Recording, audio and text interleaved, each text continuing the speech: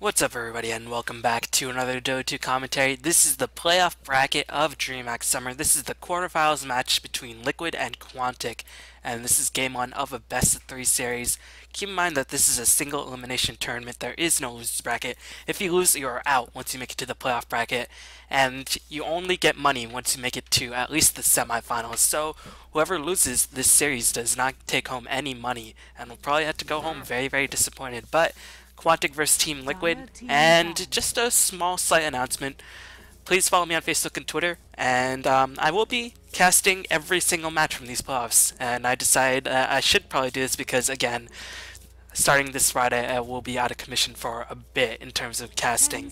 So hopefully I'm going to be able to cram out as much content as possible. So please do watch. Even if you don't watch the whole videos, you can just give a click, maybe sit through an ad or something if you want to support me. If not, that's fine. I won't lose any sleep, but I will be trying to cast every single match from these playoff brackets, and it is a really exciting tournament.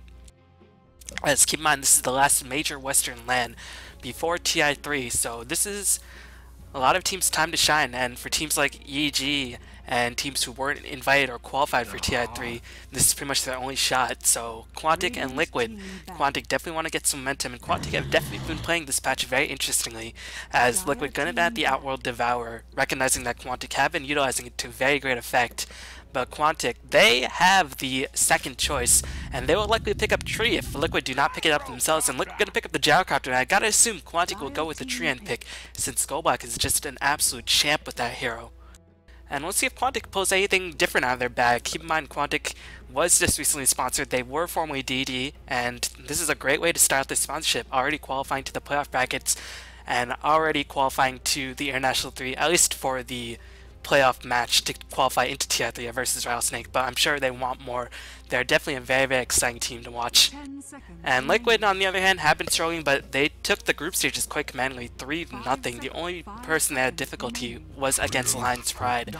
So, Quantic going to secure the Treant Protector as well as Darkseer. And now Liquid, I wonder how they're going to cope, since Treant Protector pretty much shuts down every approach of early game aggression just on the back of Living Armor, unless you sort of go offensively and try to limit Treant Protector's experience. Even then, that's a bit iffy, since Treant has so much HP and has so much base damage that it is annoying to land against him nonetheless.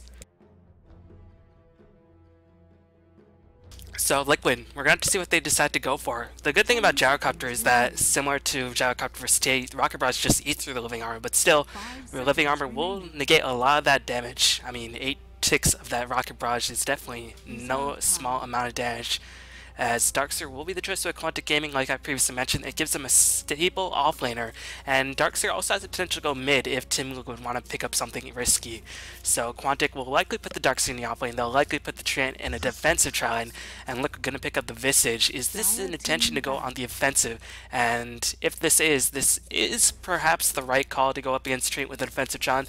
The problem is that I don't know how many kills they'll get, but at the very least, you do want to shut down Treant's experience growth because, again, he dominates the early game like very few other heroes on the map. Living Armor, such a low mana cost, such a low cooldown, and such a key spell in terms of stopping any teams from killing a hero or just, healing up your towers, making it very difficult for the enemy team to actually push in. And that's a nightmare to play against Treant Protector in a lot of situations. So we'll see if Liquid do go on the offensive. Keep in mind, Korok has now switched to the hard carry role, at least from what I've seen, and actually TC is playing the mid hero, but I guess we'll see how they decide to approach it, as Liquid gonna ban the Bane. I don't think Quantic would have picked up the Bane, since Goblak usually captains the Bane, and a Treant Bane tri-lane is really passive, and Treant Protector is a passive hero in general, but he can be paired up with some pretty aggressive heroes that do a lot of damage. Keep in mind, Leech Seed, now, regardless if the hero dies or not, the full heal will go on to the rest of the allies, since it has such a short cooldown. You can just heal your allies by such a tremendous degree, and this is why Treant has become so popular recently, especially by Quantic, who trademarked Treant before he got buffed under Empire.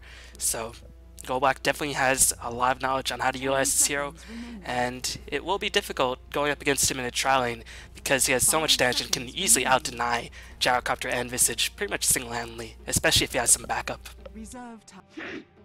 Liquid banning out Nagasarn as well. Quantic banning out the Lich. I don't know if they've scrimmed against Liquid. Maybe they don't want to deal with Lich limiting the experience growth. Maybe they don't want to deal with Chain Frost since it does do a lot of damage and Living Armor can only negate so much. It's not like Refraction. It doesn't negate the damage fully. Instead, it just negates up to 80 damage at level 4. But still, that is very significant. But Lich Chain Frost bounces, well, that's an entirely different matter. Those bounces do a heck of a lot of damage. And Quantic, since they do have 2 melee heroes, they will inevitably clump up when they decide to push down towers. So banning out the Lich could be a smart move, and also they might have scrimmed against Liquid. Liquid perhaps experiment with Lich, but actually, I know Quantic for a fact have played with Lich a couple times. So interesting ban, but they already had that offlaner, and I think Liquid would have put Lich in the offlane if they decide to pick it up for themselves. Liquid ban out the Nagasarn, so they're gonna get rid of that team fight predictability that Darkseer and Nagasarn can just steamroll the enemy team, especially with Overgrowth holding people in place. Those wall illusions can just go to work, as you can cast spells, but you can't attack while you're trapped in Overgrowth. So Darkseer and Naga is just so strong with Trian. As Quantic gonna pick up the Windrunner, really interesting choice, so I gotta think this is a support winner, or perhaps even a mid-soul winner. I feel like Windrunner is definitely underrated as a mid-soul hero, because I mean, Power Shot is quite spammable. She's pretty hard to harass with Windrun, and I mean, she definitely benefits from those. And of course, her base attack time being 1.5 seconds means she can animation cancel and harass very, very heavily. But I think this will probably be a support winner, and if that's the case, then that could also be a strong choice since now they have a bit more physical harassment as well as a nice bit of damage to back up the tree.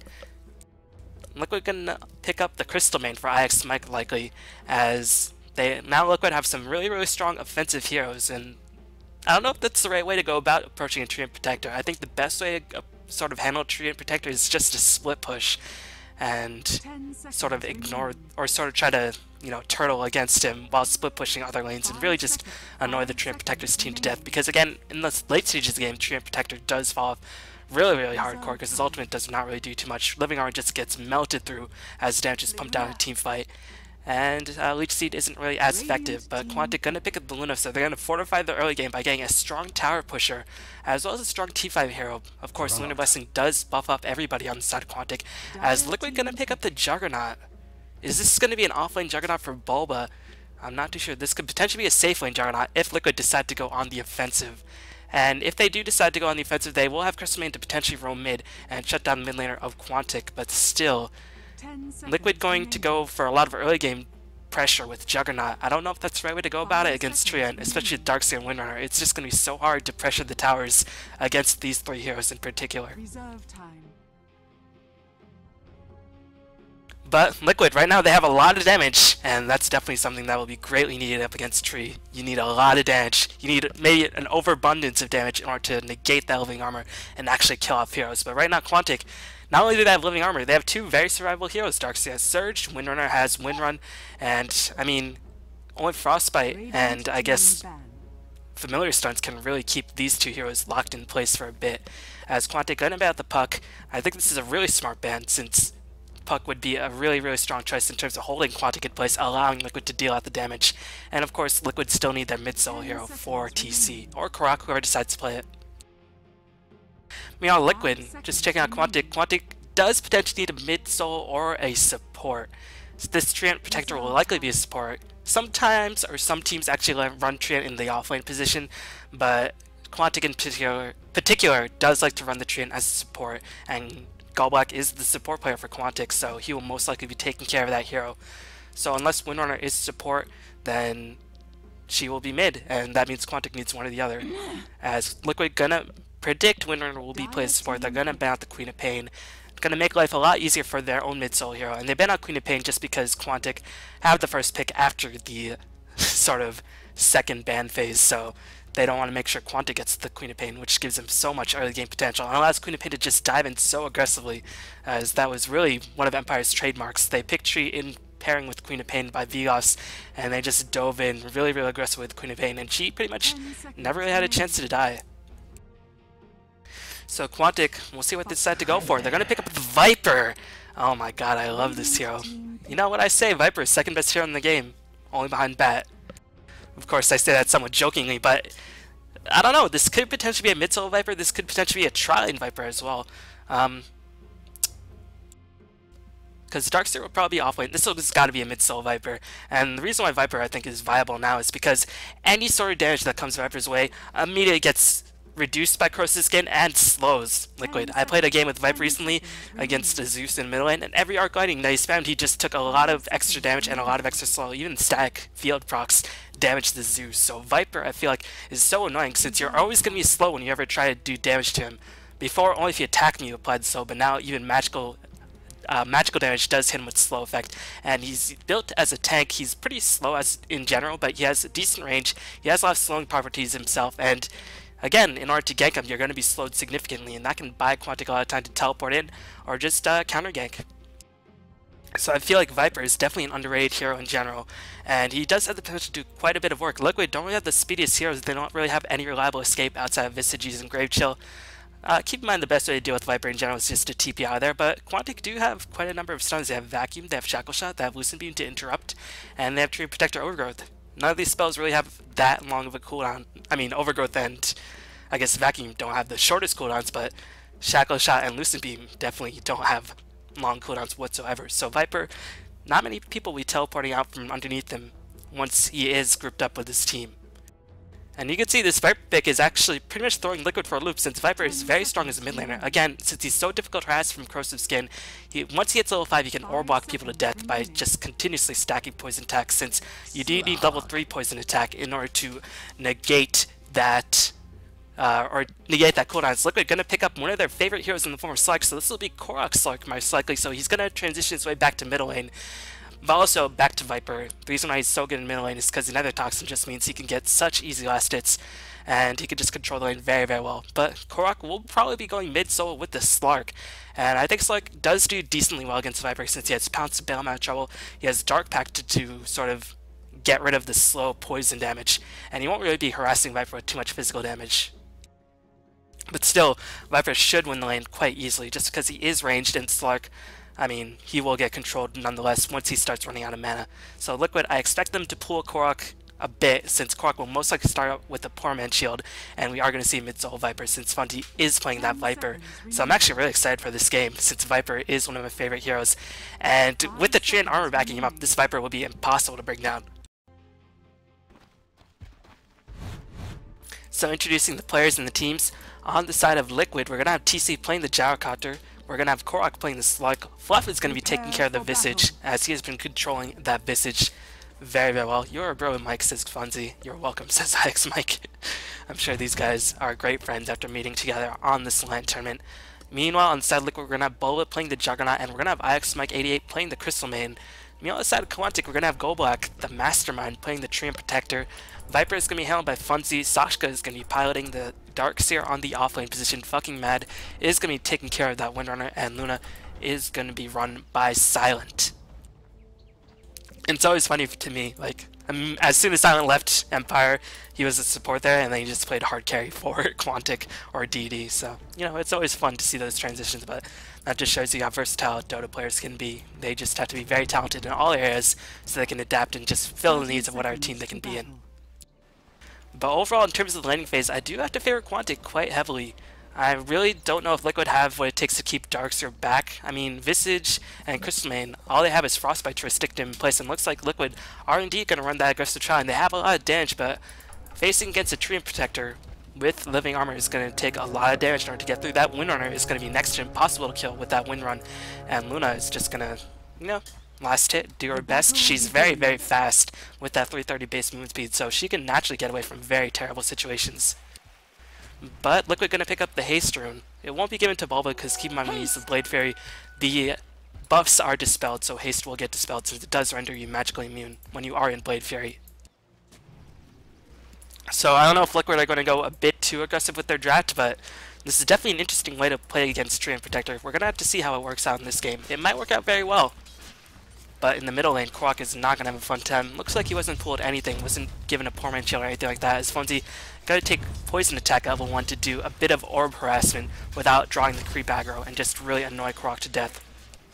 And Fonzie actually was pulled a set of tangos from Goblak, so he really wants to take early control of that bottom or that middle lane, but he's going to be in a lot of trouble. Korok does manage to get a really solid pounce and a really, really timely engagement by Korok. I'm not too sure what Fonzie was thinking, as giving Korok first blood on Slark is definitely not going to help him out whatsoever. Korok will hit level 3 before Funzy even hits level 2. This is not going well for Funzy whatsoever. But still, Funzy can technically win this lane just because Viper is so good in terms of controlling the lane once he does get going. Meanwhile, I'm just going to rewind a bit. So it looks like Luna was initiated on. And Living Armor was not that powerful, and Living Armor isn't that powerful at level 1. So maybe Liquid's strategy of going super aggressive from the get-go might pay off, as fucking Matt gonna be a bit of trouble taking a lot of harassment, as he does have that wind run at level 1 but did not want to use it, because that wind run at level 1 does have a significant cooldown, 15 seconds. It's definitely nothing to sneeze at. So right now Liquid playing very, very daring. They're really taking it to Quantic, and this is really, really special to watch. I never really thought of going against Trion like this, but if there's a Trion that can handle Trion Triline, this would be one of those Trilines. This Trion does so much damage in general. You know, Darkseer gonna make TC's life a little bit more miserable by creep skipping, and TC, since Gyrocopter does not have the highest base damage, will have a bit of trouble last hitting, as Viper once again gonna get initiated on by Korok, and you can see, oh, no corrosive skin being picked up just yet by Funzy. I would have thought you wanted that bit of extra slow, but I guess he wants the Nether Toxin buffed up so he can get some easier harassment, or more significant harassment, as well as getting an easier time in terms of last hitting.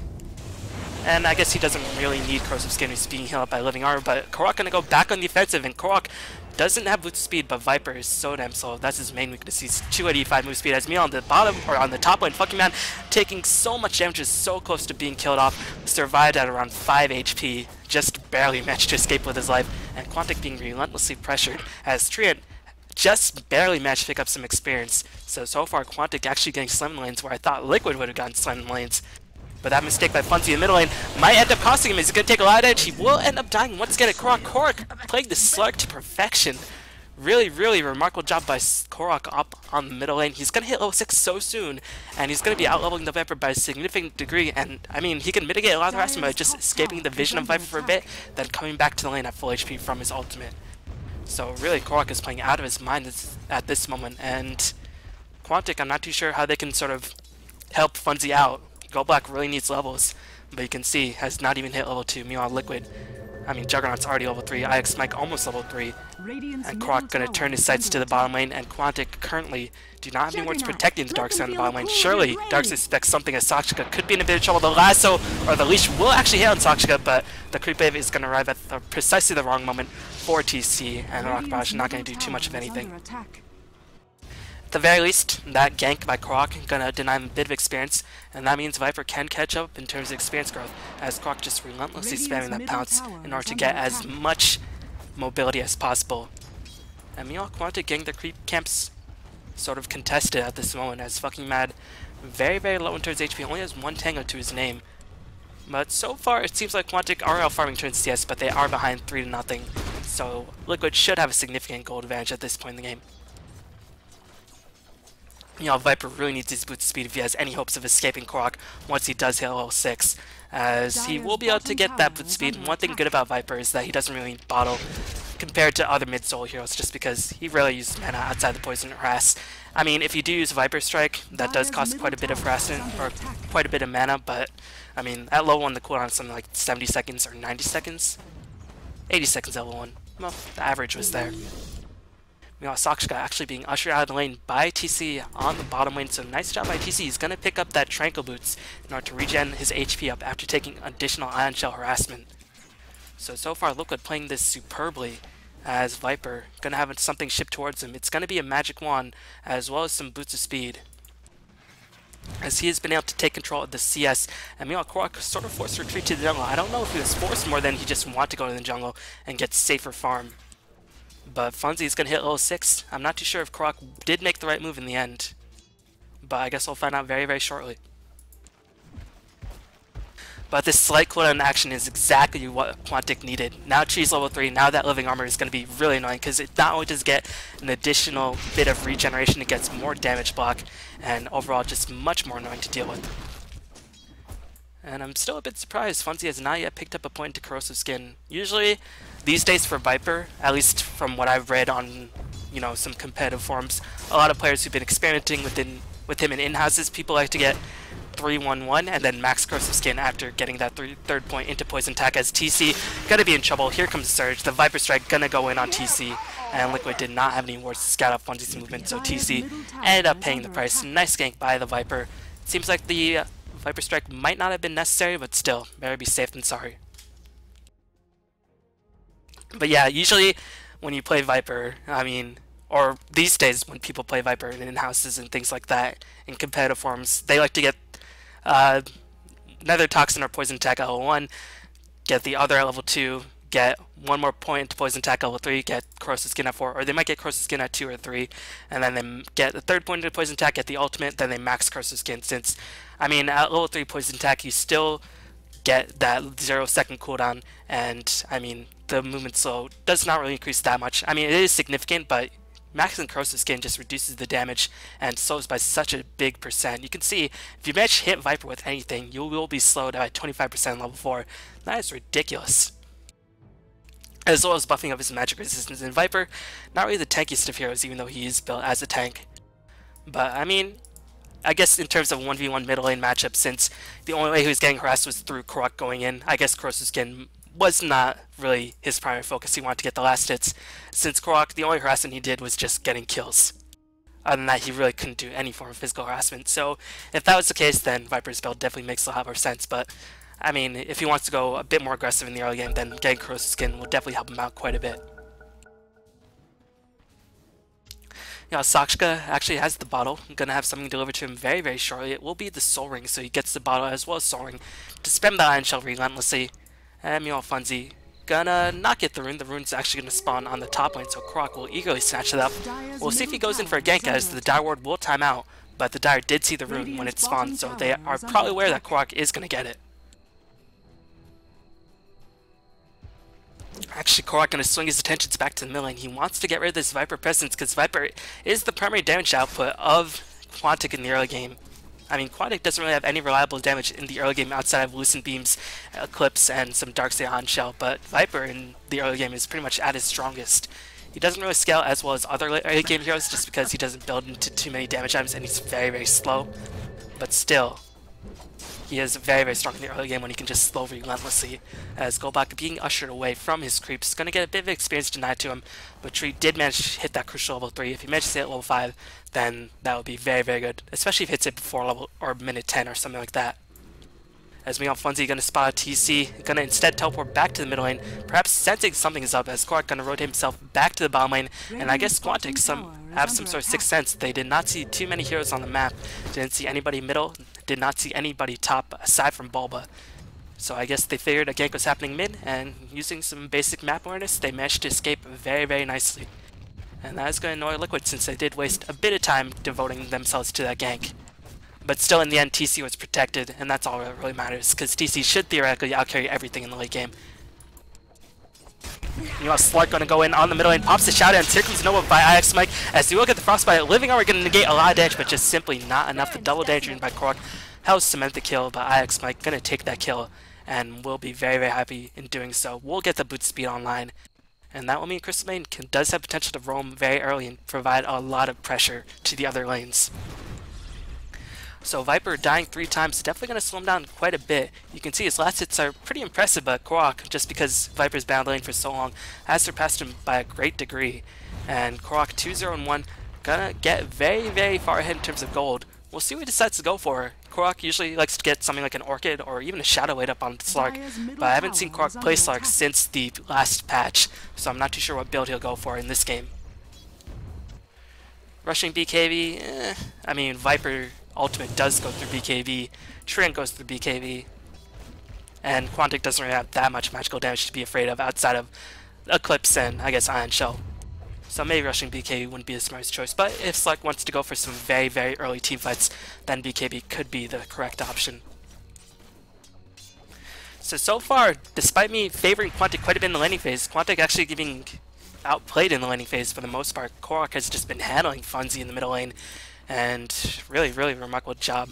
I mean, I didn't expect Slark to beat Viper in the middle lane, but Korok just simply outplayed Funzy, as Funzy did make a couple mistakes and he paid for it quite heavily, as Sakshka just being zoned out by TC at this point with the flat cannon, and won't be in range to get too much experience from the Iron Shell creep harassment. But still, Funzy staying tough in the middle lane, gonna get a lot of levels. We'll probably max out the Corrosive Skin at this point. He might get that extra point to Poison Attack at this point as well in order to get that increased slow, so just because if you do get Corrosive Skin, you want to get at least 1 point to level 4. I mean, that extra bit of spell reduction I think is so invaluable. But the damage potential that this build gives is a bit more consistent, since I guess you don't really want to be attacked. Silent gonna get initiated on the top lane. Here comes Alex Mike. A nice shackle shot gonna delay Alex Mike for the moment. That will allow Silent to get an Eclipse off, but Bulba doing a lot of damage. The healing seed, or the leech seed, gonna heal up Silent for a bit, but Liquid just cleaning house. Bulba with the Omni Slash gonna come in. Funzy being driven away. Did manage to get 1 kill. Gonna look for another kill, but just not enough. Here comes the call down by Gyrocopter. Gonna try to get the kill on Goblak as the leech seed gonna heal up Goblak to a reasonable amount of HP. Goblak, does he have the boot speed? He will have the boot speed. He will be able to escape, but still a good engage for Liquid. 2 for 3, and they kept the Viper down yet again. And Luna also died. I don't know if she bought back. She didn't buy back, she just naturally respawned, but still, killing the 2 of the 3 primary farmers on the side of Quantic is really, very strongly done by Liquid. And Gyrocopter was there, Juggernaut survived as well, so good exchange for Liquid, as they're handling Quantic when Quantic should be at their strongest in the early game, but Quantic still have a reasonable mid-game to fall back on. I mean, Viper is decently strong in the mid-game, Darkseer shines in the mid-game, and Darkseer is starting to make his way towards the mechanism. And you can see the towers are being healed up by quite a bit by Goblak, and now he has hit that level 5, and he's almost got that level 6 to have that overgrowth.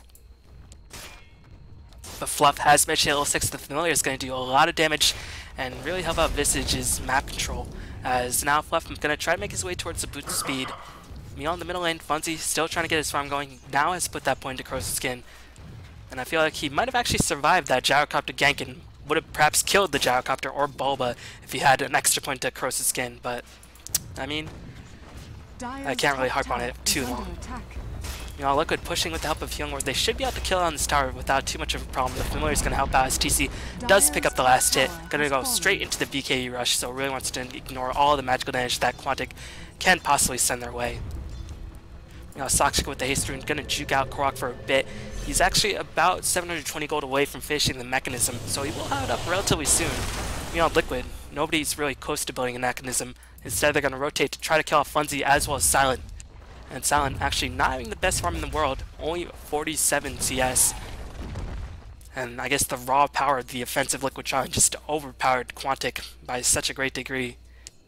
So, really, really interesting stuff by Liquid. Really proving to be very, very effective up against Quantic in this game as Funzy going to teleport himself to the bottom lane. They want to kill off Korok, and Liquid did not see the teleport go through. They didn't have wards, as is there any detection to catch out Korok? That is the question. No, but instead Liquid going to turn their sights to the middle tower. They will be able to kill this tower, since Visage Familiars eat through that living armor, and the Flat Cannon in conjunction with the Healing Ward just going to melt down this tower very, very easily. The creep's going to be healed up as well. And this tower not even going to be contested. Meanwhile on the bottom lane, Slark gonna get killed off. Looks like you tried to go for a kill on Darkseer. Unfortunately, was not able to make that happen. And I don't know if there was even any detection. There was a Sentry Ward, so that was able to spot out Korok. Meanwhile, Funzy getting spied upon by the Familiars. NSA in Dreamhack from those Familiars. Radiant's bottom tower is under Silent attack. very much exposed, could potentially be unlaunchable, and that's immediately why he's going to retreat. The Dire do have a ward in place, spotting the movement of Liquid, even though Liquid did smoke up IX Mike. But still, Liquid, even though these ganks aren't working out, their game plan is going through relatively successfully. They are preventing Silent from farming up. They're really mitigating the presence of Funzy quite a bit, even though he has picked up 2 kills. The fact that he's died 4 times is really going to hurt Viper as he transitions into mid to late stages of the game. Meanwhile, Korok, he's died twice, but still, with a nice amount of farm with some early kills, that's going to help him out quite a bit as Bulba, spying some of the Quantic heroes, will Liquid approach them as well. Omni Slash in conjunction with Blade Fury just going to absolutely obliterate Goblak, as Goblak could not react quick enough to that Omni Slash, and he did perish to the wrath of Bulba's blade. Juggernaut chopped that tree down to size. As meanwhile, the surge into Viper Strike will be cast upon Bulba. He's going to pop the Healing Ward. The Shackle Shot not going to latch as Darkseer surging in. Viper won't be enough. Bulba just 2 tank with the phase boots, popped the drum charges as well. And now Quantic going to be fighting without a Viper Strike. This is the point where they should retreat, as the missile is going to fly. It's going to land squarely on Soxic's face. Funzy will dodge the call down, but he is going to be pursued, and keep in mind Viper pretty slow. Did go for the treadmill rather than going for face boots, as Korok is there for the rotation. Funzy is definitely screwed, as one more hit by Korok will finish up the kill.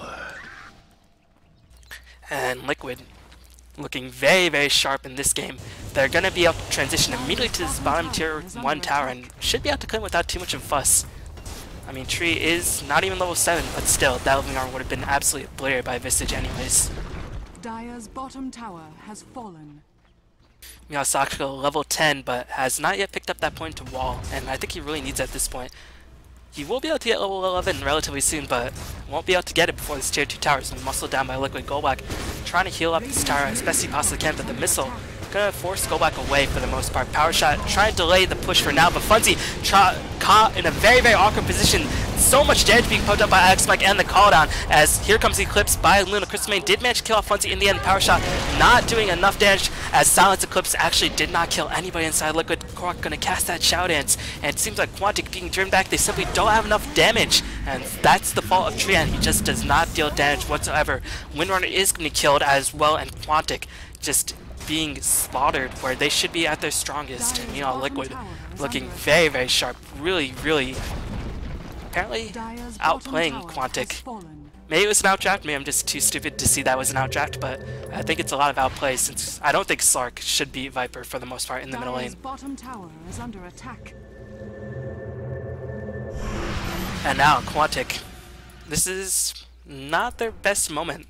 I mean, they might be able to make a comeback with the Darkseer wall being online, but they had Eclipse, they had, I mean, a lot of spells, they had Overgrowth as well, but still, they didn't have much reliable damage for Quantic. And Luna really not able to find too much space to farm up to get some big damage. You know, Gyrocopter was just given uninterrupted free farm, already finished the BKB, actually going to use the BKB mistakenly.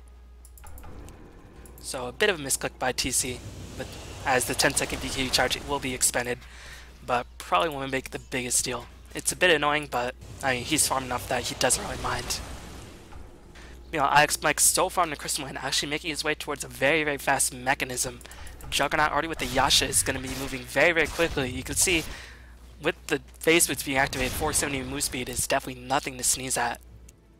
Korok has a BKB of his own he did not use in the last fight, so now Liquid will be fighting with 2 BKBs, and the majority of Quantic's DPS is magically based at this point. And really, there's not too much they can do to really hurt Liquid down, so I don't know what Quantic can actually do. They really need to get a good Darkseer wall, but we'll see if that's going to be enough. Goldgraph heavily in favor of Liquid, over a 10k advantage, 16 minutes in the game, absolutely mountainous. 7k experience advantage, give or take, 500 experience, really, really a huge deficit for Quantic to overcome. And again, they picked this lineup for the early to mid stages of the game. This lineup isn't really designed to go too late into the game. And you can see Liquid just have superior levels all around the circle. I mean, Luna is level 8. And meanwhile, the Visage, the support Visage and the support Crystal Main Trine are also level 8. And this other carry on the other side of the map is level 10. So that's going to be very, very, very difficult for Quantic to overcome. As apparently there's some hotkey issues, that's why TC did pop the BKB, so I'm just going to fast forward through this. Again, just going to look at some items. We'll check out the items on the side of Quantic. Boots of speed, looks like Trian going to try to make his way towards those arcane boots to fuel up the mana of himself as well as his allies. Viper just really, really, if he gets down in the early stages of the game, it's really difficult for him to come back since he can't really flash farm whatsoever. He doesn't have an AoE creep clearing ability to get him back in the game, and his damage potential just really falls off. He doesn't manage to just build tank enough items to survive the mid-game onslaught. So Funzy not really going to find any room to farm up. Can't even push the creep waves fast enough. I mean, another Toxin's all well and good, but that simply will not be enough. Darkseer has not hit level 11, so they have that point to wall, but still, that wall will need to do so much damage, and up against 2 BKB heroes, I don't know if that will be enough. San trying to make his way towards the Yasha into Manta style, or maybe Yasha to BKB, but still. Again, his farming room has just been so heavily restricted. It's not like Quantic aren't warding. They're warding to the best of their ability, but it's just simply not enough. And the thing with Liquid's lineup is that Slark, he is such a competent D-warder just because, I mean, his regen gets completely negated if a ward is in position, so Liquid can immediately deward it, and they have the familiars to just spot out overhead, so they might not even need wards in certain situations, and that's why Liquid only have one ward up on the map.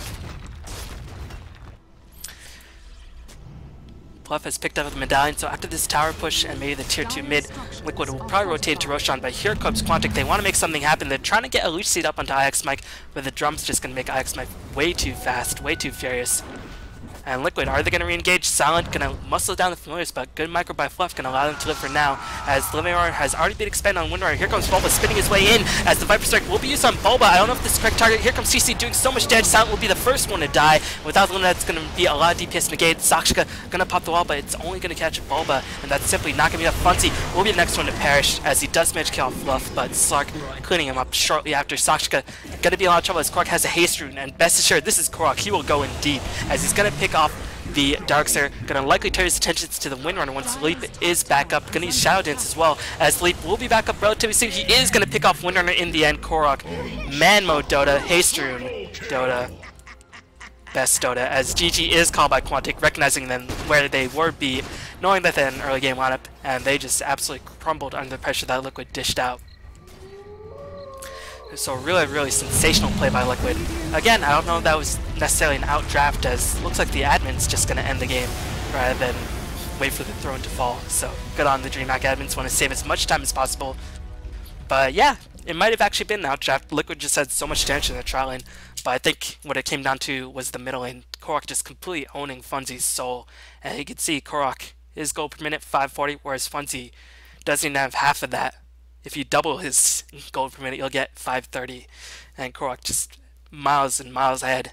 And that's going to be it for Game 1. I'll be back with Game 2 relatively soon, as Liquid looking very sharp thus far. Maybe they've recovered from the G1 LAN final struggles, or the post-G1 struggles, and they're looking in very top form. So thanks for watching, and I'll see you all next time.